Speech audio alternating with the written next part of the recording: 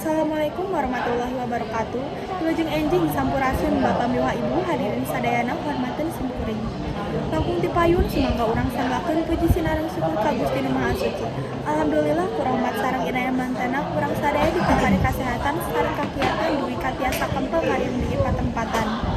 Teu hilap shalawat sinareng salam mugi salawasna maca kakulonton ka Nabi junjunan alam, Nabi urang sadaya Nabi Muhammad sallallahu alaihi wasallam, ka keluargana, ka para sahabatna, tug dugi ka urang sadaya salaku umatna anu turut tumut ka ajaran mantena.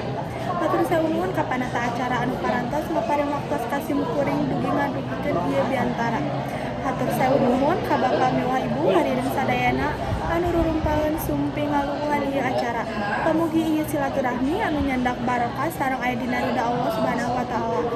Amin. Bapak Kepala Sekolah hormateun simkuring, Bapak miwah Ibu guru hormateun simkuring, Bapak miwah Ibu tenaga administrasi hormateun simkuring, sareng rerencangan anu ku simkuring dipikacinta.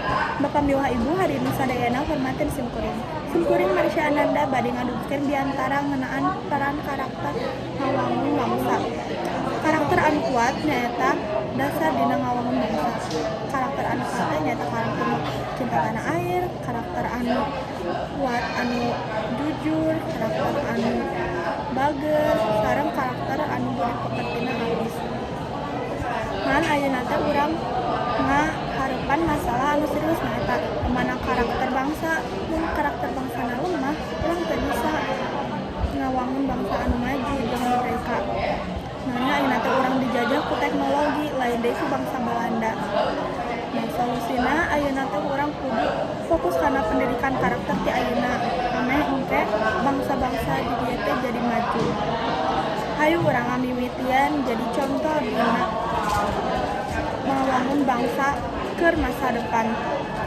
Bapak miwah Ibu hadirin sadayana, pamungkas carita amit mungkur amit mundur hapunten anu kasuhun hatur nuhun. Wassalamualaikum warahmatullahi wabarakatuh. Alhamdulillah.